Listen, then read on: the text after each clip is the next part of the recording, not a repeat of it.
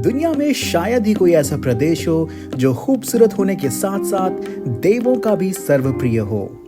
हिमाचल प्रदेश की वादियां कुछ के लिए विधाता की वंदना, अनेकों के लिए वायु सेवन, कुछ के लिए वनवास, वैश्यों के लिए वाणिज्य, वाक्यांश के लिए विचार और विशेषों के लिए वैद। इस देवभूमि के सौंदर्य की व्याख्या जितनी करें उतनी कम।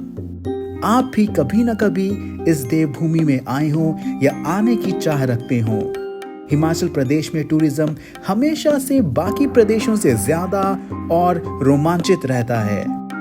आप में से कई लोग मुझसे सहमत होंगे अगर मैं कहूं यादें और भी रोमांचित हो जाती हैं जब लोग और भी ज्यादा हों। साल 2005 में ऐसा ही सोचकर कई परिवार दिल्ली से हिमाचल की ओर जाने का मन बना लेते हैं। सभी इस यात्रा के लिए बेहद खुश और रोमांचित थे।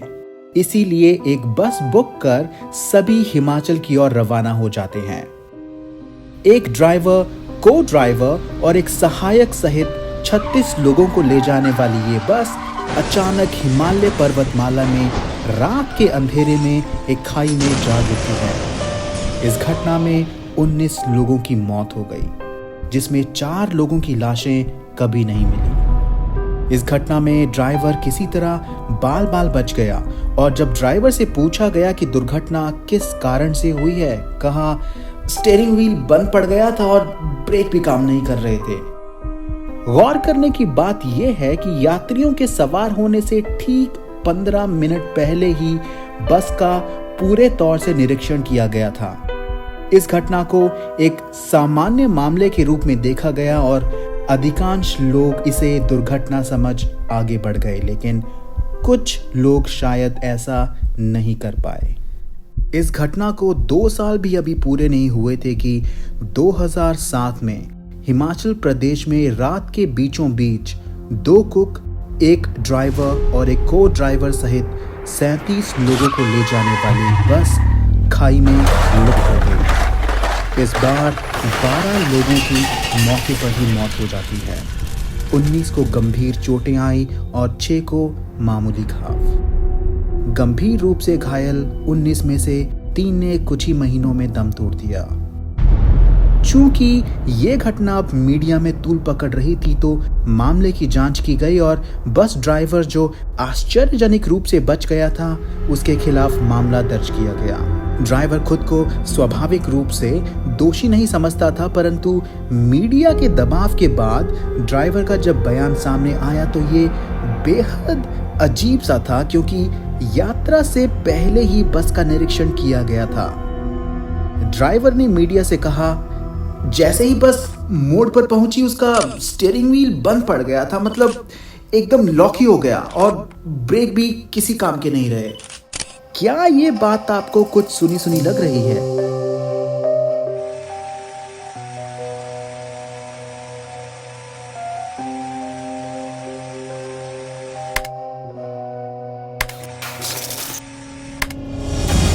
जी हाँ, साल 2005 में भी ड्राइवर ने यही कहा था। अगर मैंने आपको अभी तक नहीं बताया है तो ये घटना और भी दिलचस्प इसलिए हो जाती है क्योंकि ये दुर्घटना भी ठीक उसी जगह पर हुई थी जो साल 2005 में हुई। एक बार ध्यान से दोनों घटनाएं और उनके कारणों पर गौर करते हैं। पहली दुर्घटना जून 2005 में हुई और दूसरी दुर्घटना जून 2007 में हुई। ठीक यही महीना। दोनों घटनाएं 21 तारीख को हुई, 21 जून 2005 और 21 जून 2007। दोनों बस जो 2005 और 2007 में दुर्घटना का शिकार हुई, उनका मेक एंड मॉडल और नंबर प्लेट भी लगभग एक ही था। 2007 में बस का नंबर प्लेट था DL1PC 7676 और 2005 में DL1PC 7474। दोनों दुर्घटनाएं साल के 6ठे महीने में हुई और विचलित करने वाला तथ्य ये है कि अमावस्या के 6 दिनों के ठीक बाद दूसरी दुर्घटना हुई जो 21 जून की थी। जून 2005 में 6 तारीख को अमावस्या थी और दुर्घटना 15 दिनों के बाद हुई, जो कि 21 जून 2005 है। ध्यान रखें कि दोनों दुर्घटनाओं के बीच बिल्कुल 24 महीने का अंतर है।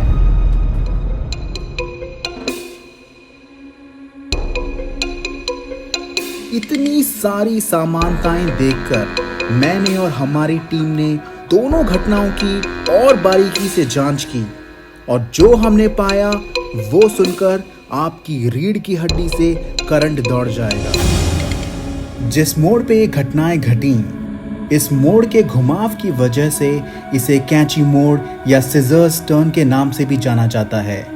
पहाड़ काटकर बनाया गया ये मोड़ तीखा और डरावना इसलिए भी है क्योंकि एक गलती आपको सीधे पहाड़ के नीचे गहरी खाई में ले जाएगी। ये जगह धर्मशाला की बेहद बेरहम और डरावनी प्रसिद्ध जगहों में से एक है।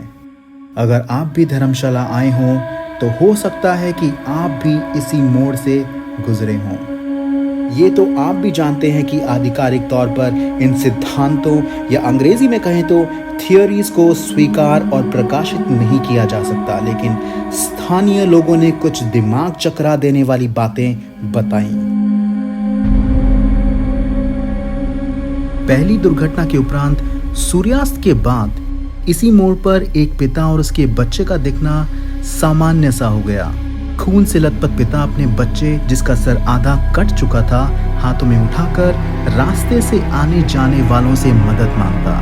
लोग ये देखकर घबरा जाते थे क्योंकि उनकी समझ में ये नहीं आ रहा था कि बच्चा और पिता दोनों इतनी गंभीर चोटों के बावजूद भी जिंदा कैसे हैं। पिता रोते हुए कभी डॉक्टर को बुलाने, कभी उनके साथ चलने और कभी पानी लाने के लिए कहता। कहा जाता है कि बच्चा लगभग 5-5.5 साल का था और पिता की उम्र 30-35 साल की रही होगी। 2007 में दुर्घटना के बाद स्थानीय लोगों और रास्ते से आने जाने वाले लोगों ने भी रात के समय कैंची मोड़ पे कई और लोगों को देखने की बात बताई। कई लोग रिज पर चढ़कर बाकी के खून से सने गंभीर रूप से घायल लोगों को चढ़ने में मदद करते और राह से आने जाने वाले लोगों से मदद भी मांगते। पिता और बच्चा खून से लथपथ ऊपर चढ़ने की कोशिश करते ये लोग घटनाओं के तुरंत बाद के दृश्य का स्मरण करवाते हैं। क्या ये वो आत्माएं हैं जो शायद अभी भी वास्तविकता को अपना नहीं पाई हैं, या रास्ते से आने जाने वाले लोगों से कुछ और कहना चाहती थी।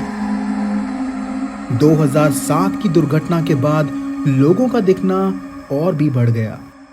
ये किस तरफ इशारा करता है? इतने सारे तथ्य और समानताएं सिर्फ 2 घटनाओं के बीच, क्या ये मात्र एक संयोग है या हमारे और आपके समझ से कहीं परे, कहीं बढ़ा? इस दुर्घटना के बाद कैंची मोड़ से कुछ दूर एक भव्य हवन का आयोजन किया गया ताकि आत्माओं को शांत किया जा सके और उन्हें आराम दिया जा सके।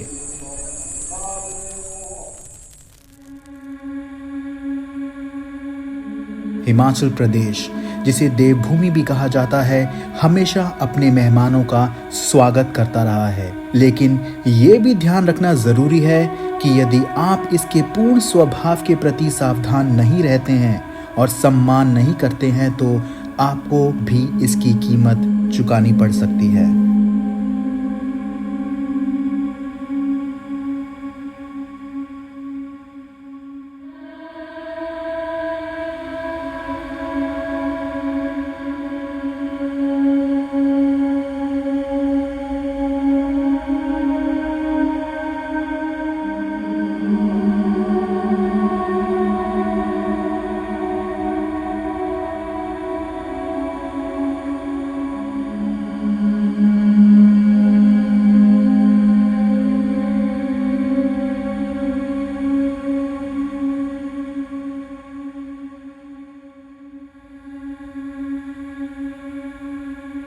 अगर आपके साथ भी कुछ ऐसा हुआ है या आप भी किसी ऐसे किस्से के बारे में जानते हैं तो हमारे साथ दिए हुए ईमेल आईडी पर शेयर करें।